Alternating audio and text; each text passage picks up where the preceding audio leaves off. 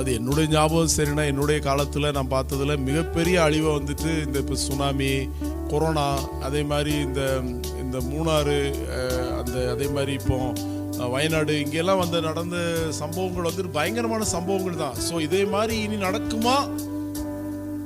Chance இருக்கு, நடக்கிறதுக்கான வாய்ப்பு இருக்கு. இதுவரைக்கும் இல்லாத பெரிய மனத்தாக்கம் ஏன் இப்போ வருது? அதாவது இப்போ வயநாடுக்காக வந்துட்டு ப்ரேயர் பண்ணுங்கன்னு சொல்றீங்க. இவ்வளவு காலம் எங்க போயிட்டீங்க? இந்த மலைநாட்டை குறித்து அக்கறை இருக்குதா? இப்போ எல்லாரும் நீங்க என்ன பண்றீங்க? வலிக்குது, உங்களுக்கு மனசு வலிக்குது. அதாவது இந்த வலி நம்ம வீட்டுக்குள்ள வந்தா தான் தெரியும். யோனா பத்தி உங்களுக்கு தெரியும் தானே?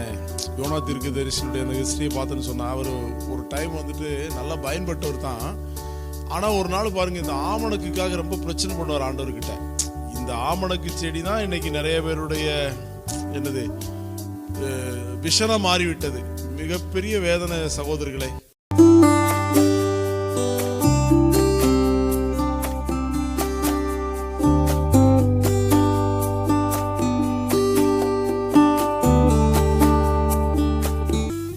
அன்புமிக்க பெரியவர்களே, தாய்மார்களே மற்றும் எல்லா சகோதர சகோதரிகளே, உங்கள் அனைவருக்கும் இயேசு கடவுள் நாமத்தில் இந்த நன்றியை வாழ்த்துதலை நான் கூறிக்கொள்கிறேன். அவ்வப்போது இந்த முகநூல் மூலமாக, யூடியூப் மூலமாக உங்களை சந்திப்பதில் பேரானந்தம் அடைகிறேன். இப்போ எல்லாருக்குமே ஒரு கொடூரமான காலம்தான். மழை அளவுக்கு அதிகமாக பேஞ்சிக்கிட்டு இருக்கு.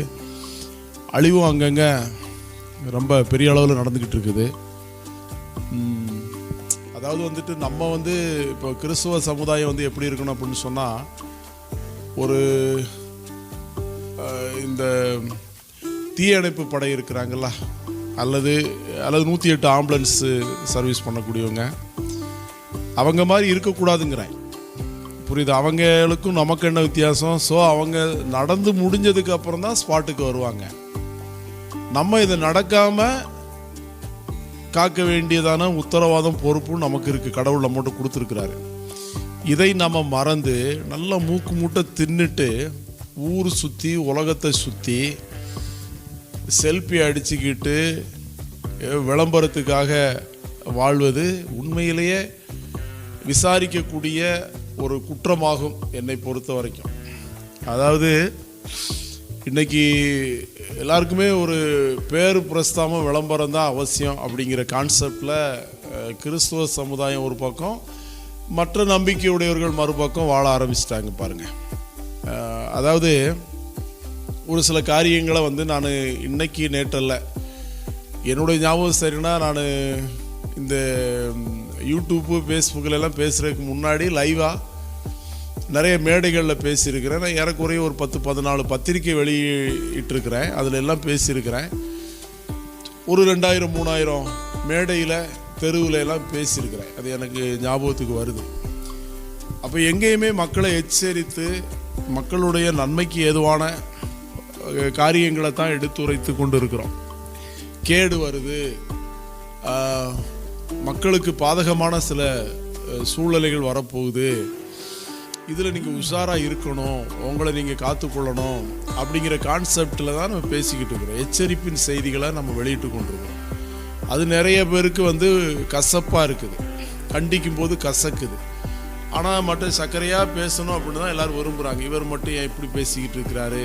கொஞ்சம் நல்லா தெளிவாக, கொஞ்சம் அன்பாக, கொஞ்சம் தயவாக, கொஞ்சம் நமக்கு பிரயோஜனமான, ஆறுதல் சமாதானத்திற்கு ஏற்புடையதான சில வசனங்களெல்லாம் எடுத்து பேச வேண்டியதானே. இவங்க எதுக்கு பார்த்தாலும் நம்மக்கிட்ட ஓட்ட சொல்லு அப்படின்னு சொல்லிக்கிட்டு இருக்கிறாங்க அப்படிங்கிற மாதிரி நீங்கள் யோசிக்கிறீங்க. அதாவது இயேசு என்ன சொன்னார்னா, உன் கை உனக்கு இடரல் உண்டாக்குனா கையை தரிச்சு போட்டுட்டாரு, காலை வெட்டிரு அப்படின்ட்டாரு, கண்ணை பிடிங்கிறார் அப்படின்ட்டாரு. இன்னைக்கு கை, காலு, கண்ணு தான் முக்கியம். இதுதான் இவங்களுடைய முக்கியமாக இருக்குது. ஆனால் இந்த பிரச்சனைக்குரிய கை, பிரச்சனைக்குரிய கண்ணு, பிரச்சனைக்குரிய காலை வெட்டாமல் வாழ்ந்துட்டு இருக்கிறாங்க பாருங்கள். இந்த யோனா தீர்க்கதரிசனுடைய அந்த ஹிஸ்ட்ரி, அந்த வரலாறு பார்த்தீங்கன்னு சொன்னால் என்ன அப்படின்னு சொன்னால், அவரை ஆண்டவர் என்ன பண்ணுவார் அப்படின்னு சொன்னால், கடலில் வச்சே அவரை சரிப்படுத்த முயற்சி பண்ணுவார். கடல்ல இருந்து, அதாவது கப்பலில் இருந்து கடலுக்குள்ளே தூக்கி போட்டு அங்கே ஒரு மீன் வயிற்றுக்குள்ளே போய் இந்த மனுஷன் மனம் திரும்பிட்டான் அப்படின்னு சொல்லி ஒரு நம்பிக்கையோட நினிவேக்கு அனுப்புனா. நினிவேல போய் இவர் சில காரியங்கள்லாம் பேசினார். நினிவேல வந்துட்டு ஒரு பெரிய மாற்றம் வந்துட்டு, அப்புறமா இவர் என்ன பண்ணுறாரு, உட்காந்து சொன்னது நடக்கலை, ஆண்டவர் நினிவே பட்டணத்தை கவிழ்த்து போடுவதாக சொன்னார், சொன்னது நடக்கலை அப்படிங்கிற வசனத்தில் உட்கார்ந்துட்டு இருக்கிறார். அப்போ தான் ஆண்டவர் என்ன பண்ணார், இவனுக்கு ஒரு தெளிவு வரணும் அப்படிங்கிறதுக்காக ஒரு ஆமணக்கு செடியை முளைக்க பண்ணார். ஆமணக்கு செடி முளைச்சிச்சு. அந்த இணல்ல அதுக்கு கீழாக இவர் இளைப்பாரி கொண்டு இருக்கிறாரு. அப்புறம் என்னாச்சு அப்படின்னு சொன்னால், ஆண்டவர் ஒரு பூச்சி என்ன பண்ணுவார், அனுமதிப்பார். அந்த பூச்சி அந்த ஆமணக்கு செடியை அரிச்சு போட்டு, அப்புறம் யோனாவுக்கு கோபம் வந்துடும். இந்த ஆமணக்கு செடியை குறித்து ரொம்ப விசனம் போடுவார். அப்போ தான் ஆண்டவர் சொல்லுவார், ஒரே ராத்திரியில் முளைச்சி பட்டு போச்சு, நீ நட்டவும் செய்யலை, நீர் பாய்ச்சவும் செய்யலை, உனக்கு எதுக்கு இந்த ஆமணக்கு செடி மேலே வந்துட்டு இவ்வளோ விஷனம், உனக்கு இவ்வளோ விஷனம் இருக்குது அப்படின்னு சொன்னால், வலது கைக்கும் இடது கைக்கும் வித்தியாசம் அறியாத லட்சத்துக்கும் அதிகமான ஜனங்கள் வசிக்கக்கூடியதான நினிவே பட்டணத்துக்காக நான் எவ்வளோ பரிதவிப்பேன் அப்படின்னு சொல்கிறார். இன்றைக்கி பாருங்களேன், இன்றைக்கி இருக்கக்கூடிய நவீன கால ஊழியக்காரங்க எல்லாருமே என்ன கான்செப்டில் இருக்கிறாங்க அப்படின்னு சொன்னால், அவங்களுக்கு துட்டு தான் அவசியம், துட்டு, மேடை, அவங்களுக்கு ஒரு சான்ஸ், எங்கேயாவது ஒரு சர்ச்சில் இல்லை ஏதாவது ஒரு மீட்டிங்கில் பேசுகிறதுக்கு ஒரு வாய்ப்பு கிடைச்சா போதும், இல்லை ஏதோ அவங்களுக்கு 10 ரூபா காசு பணம் கிடைச்சா போதும், இதை ஒரு பிஸ்னஸ் மோட்டிவில் பண்ணிகிட்டு இருக்கிறாங்க. இவங்களுடைய மனநிலையெல்லாம் என்ன அப்படின்னு சொன்னால் வந்துட்டு, இந்த ஆமணக்கு செடிக்காக இந்த யார் இந்த யோனா கவலைப்பட்டது மாதிரி தான் இவங்க இன்றைக்கி ஆமணக்கு செடி, காசு, பணம், நகை, நட்டு, லொட்டு, லொசுக்கு, இதை தான் நினச்சி என்ன பண்ணிக்கிட்டு இருக்கிறான், ஏங்கிக்கிட்டு இருக்கிறானே தவிர இந்த ஆத்துமாக்களை குறித்ததான கவலை இல்லை. இப்போ வயநாடு, இப்போ நானும் கேரளா ஸ்டேட்டில் தான் இருக்கிறேன். நான் கேரளா ஸ்டேட்டில் இருந்தாலும் தமிழ்நாடு பார்டர் இடுக்கி டிஸ்ட்ரிக்டில் இருக்கிறேன், வண்டிப்பெரியாரில். வயநாடு, இப்போ நான் இருக்கிறதுக்கும் வயநாடுக்கும் 398 கிலோமீட்டர், ஏறக்குறைய 11 மணி நேரம் ட்ராவல் பண்ணணும். வயநாடில் இப்போ போன 4 நாளைக்கு முன்னாடி மிகப்பெரிய ஒரு சேதம் வந்துச்சு. அப்போது வயநாட்டில் சேதம் வந்ததுக்கு அப்புறம் எல்லாரும் என்ன செய்கிறாங்க, பரிதவிக்கிறாங்க.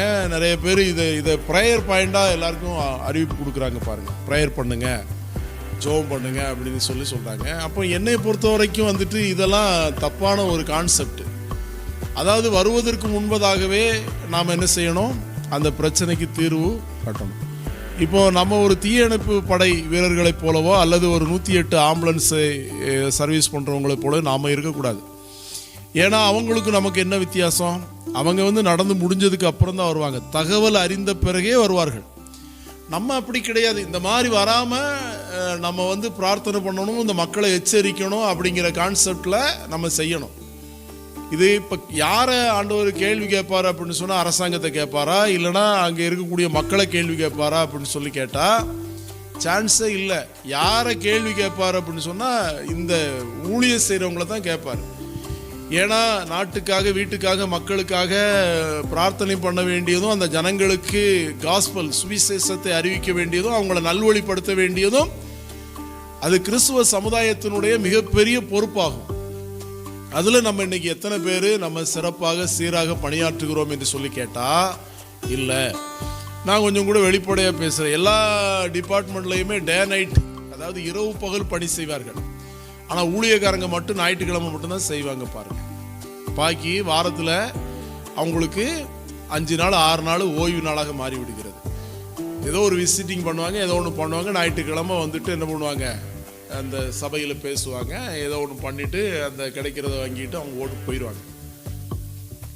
அதாவது என்னையை பொறுத்த வரைக்கும் அப்போஸ்தலனாகிய பவுல் என்ன செய்கிறாரு, நைட்டு பகலும் நாங்கள் கஷ்டப்பட்டு வேலை செஞ்சு நாங்கள் சுவிசேஷத்தை அறிவித்தோம் அப்படிங்கிறார்.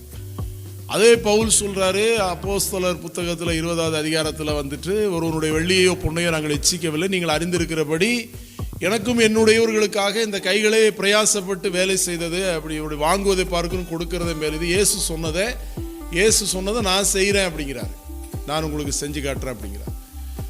அப்போ இந்த அடிப்படையில் நம்ம பகல் ஊழியம் செய்வதே இன்னைக்கு ரொம்ப ஆச்சரியமாக இருக்குது. இப்போ நைட் ஊழியம் எப்படி செய்வாங்க, நைட்டு எப்போ அவங்க பாருங்களேன், இப்போ நிறைய பேர் பகல்லையே தூங்க ஆரம்பிச்சிடறாங்க, நைட்டு தூங்கி பகல்லையும் தூங்கிட்டு இருக்கிறாங்க. வயர் மட்டும் பெருசாக வந்துடும். கேட்டால் இது 9 months அல்லது 10 months அது நெக்ஸ்ட் டே டெலிவரி அப்படிங்கிற மாதிரி வயர் மட்டும் பெருசாக இருக்குது. பாஸ்டர்களுக்கெல்லாம் உடம்பை உழைச்சி கஷ்டப்பட்டு வேலை செய்யணும் அப்படிங்கிற கான்செப்ட் இல்லை. பாருங்க, நான் உங்களை குற்றப்படுத்தலை சகோதரர்களே. இப்போ என்னது நடக்கலை? கொரோனா வந்துச்சு, கொடூரமான சுனாமி வந்துச்சு. இப்போ அந்த மூணாறுல எல்லாம் வந்துட்டு இதே மாதிரி நிலச்சரிவு உண்டானது. 2018 கேரளாவில் வெள்ளம் வந்துச்சு. இப்போ ரீசெண்டாக இப்போ கர்நாடகா ஸ்டேட்டில் வந்துட்டு ஒரு பெரிய ஒரு நிலச்சரிவு ஏற்பட்டு இது வரைக்கும் அந்த அர்ஜுன் என்கிறதான அந்த நபரை வந்துட்டு கண்டுபிடிக்கல. அவருடைய அந்த ஒரு ஓட்டி சென்றதான அந்த ட்ரக்கை கண்டுபிடிக்கல. இப்போ வயநாடு டிஸ்ட்ரிக்டில் வந்துட்டு நிறைய கிராமங்கள் பாதிக்கப்பட்டு பல நூற்றுக்கணக்கான பேர் மாயமாக மண்ணுக்குள் மறைந்து விட்டார்கள். அப்போ இப்படிப்பட்ட சூழ்நிலையில் வந்துட்டு நம்ம யாரை குறை சொல்வது, யாரை குற்றப்படுத்துவது? ஆண்டவரை குறை சொல்லலாமா? ஆண்டவருக்கு கண்ணு இல்லையா, மூக்கு இல்லையா, காது இல்லையா, வாய் இல்லையா, பல்லு இல்லையா அப்படின்னு சொல்லி என்ன பண்ணுவாங்க? பழிச்சு பேசுவாங்க. பரியாச கூட்டம். அடா முட்டாள்களா, இயேசு கிறிஸ்துவ வந்துட்டு குறைத்து பேசுவதற்கு உனக்கு எந்த ரைட்ஸும் கிடையாது. ஆமா, நான் என்ன சொல்றேன்னா, இயேசு கிறிஸ்து உனக்கு எத்தனை கால தவணை கொடுக்கிறாரு விளங்கிக்கா. உனக்கு எத்தனை முறை வந்துட்டு வாய்ப்பு கொடுத்துருக்கிறாரு. எத்தனை முறை உன் வீட்டு முன்னாடி உன்னுடைய தெருவில் நீ டிராவல் பண்ணும்போது உன் காதில் விழுறது மாதிரி எத்தனை பேர் இயேசுவை பற்றி பேசுனாங்க. அன்னைக்கெல்லாம் உன அது கணக்கில் எடுக்கல. இயேசு வெளிநாட்டு கடவுள், உங்கள் நடுவீட்டு கடவுள். வெளிநாட்டு கடவுள் வெள்ளம் வந்து அனைவரையும் வாரிக்கொண்டு போகிறது. அதாவது பைபிள் வந்து என்ன சொல்லுது அப்படின்னு சொன்னா, இயேசு கிறிஸ்து வந்து கடைசி நிமிஷம் வரைக்கும் மன்னிப்பாரு, வாய்ப்பு கொடுப்பாரு. சரிதாங்க, எல்லாம் சரிதான். மன்னிப்பாரு, வாய்ப்பு கொடுப்பாரு. மறுபக்கம் கடைசி காலங்களில் கொடிய காலம் வரும்.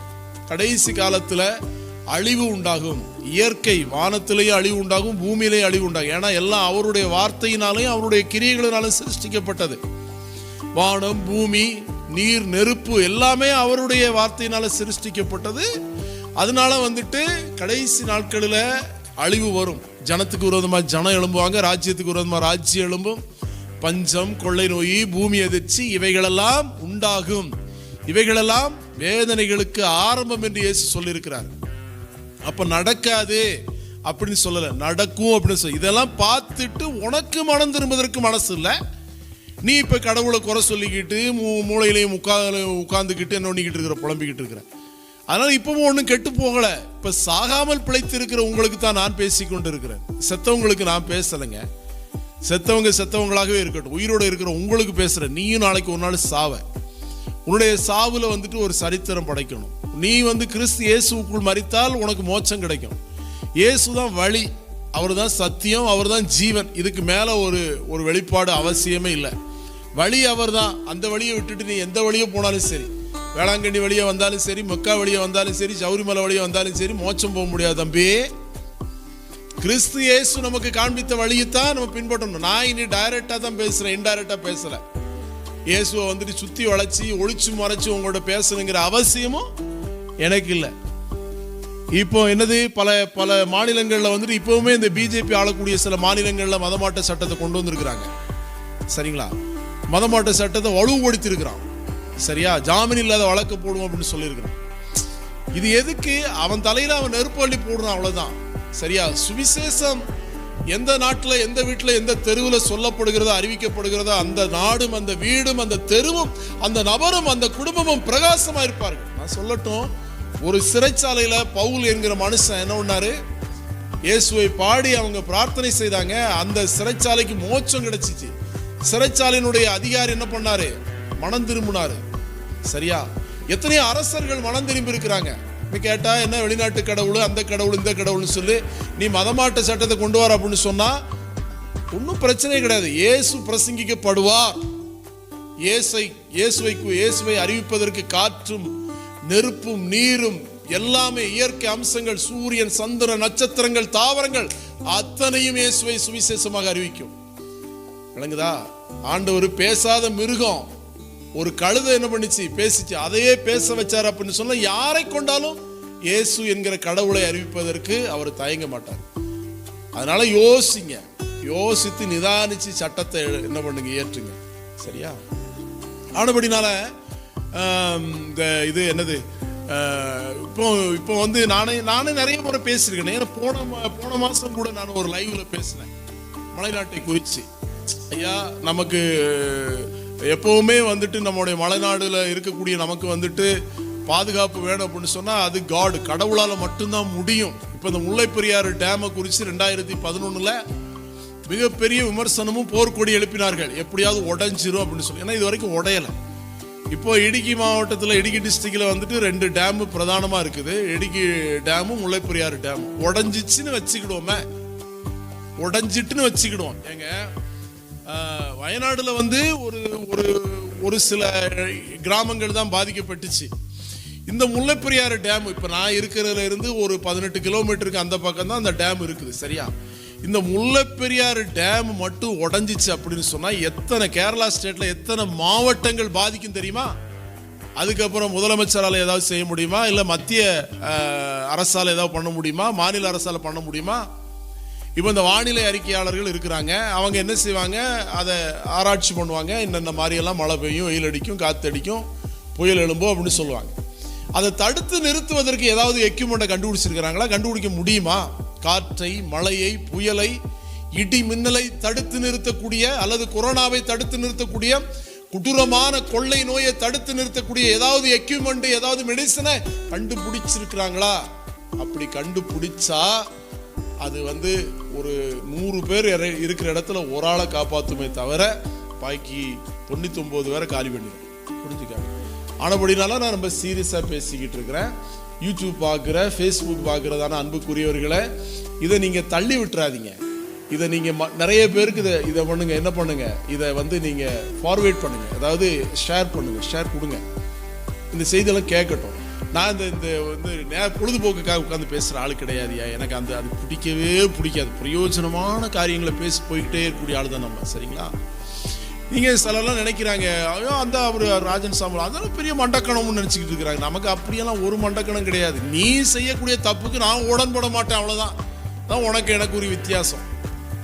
நீ செய்யக்கூடியதான தப்பான கான்செப்டுக்கு நான் என்ன பண்ண மாட்டேன், உடன்பட மாட்டேன். எனக்குன்னு ஒரு பாதை, இயேசு காட்டின பாதை. நன்மை செய்யணும், தான தர்மம் பண்ணணும், உழைக்கணும், 10 பேருக்கு நன்மை செய்யணும், பரலோகத்தில் பொக்கிஷத்தை சேர்த்து வைக்கணும். ஏங்க, எவ்வளவு காசு, பணம், நகை, நட்டு, எவ்வளவு வெளிநாட்டு சம்பாத்தியங்க. இந்த காசு பணமெல்லாம் எங்கே போச்சு? இதே வயநாடுல வந்துட்டு எவ்வளவு பேர் காசு பணத்தை சம்பாத்தியம் பண்ணி வச்சிருந்துருப்பாங்க. அதெல்லாம் இப்போ எங்கே போயிருக்கும்? எவ்வளவு எத்தனை பவுன் நகை, எவ்வளவு வீடு, காரு, எல்லாம் வெளிநாட்டு சொத்து, 10 உழைச்சது எல்லா பணமும் எங்க போச்சு? உங்க உயிரை காப்பாற்ற முடிஞ்சா? சரி, செத்தவங்க எல்லாம் அவங்க மோட்சத்துக்கு போயிருப்பாங்க அப்படின்னு நம்ம சொல்ல முடியுமா? சான்ஸே இல்லை. இயேசு கிறிஸ்துவை ஏற்றுக்கொண்டு இருந்தாங்க அப்படின்னு சொன்னா அவங்க அந்த அழிவுல செத்து இருந்தாலும் மோட்சத்துக்கு போயிருப்பாங்க. இல்லை அப்படின்னா சந்தேகம் தான். புரியுதுங்களா? அதனால இருக்கக்கூடியவங்க எல்லாம் உணர்வடைங்க. இனி இந்த காலநிலை மாறினதுக்கு அப்புறம் உங்களுடைய சுய சாயலை காட்டி இனியும் முன்னாடி செய்ததை விட மறுபடியும் நீங்க கொடூரமான காரியங்களை செய்வீர்கள் என்று சொன்னால் இதை விட பெரிய பிரச்சனையை நீங்கள் சந்திக்க நேரிடும் என்பதை இந்த ஒரு அவேர்னஸ் வீடியோ, இது உங்களுக்கு எச்சரிப்பு உண்டாகும்படியாக இந்த வீடியோ பதிவை நான் எடுக்கிறேன். இவ்வளவுதான். நான் நிறைவு செய்கிறேன். மீண்டும் எனக்கு டைம் இருந்தால் பேசுவேன். Okay, God bless you.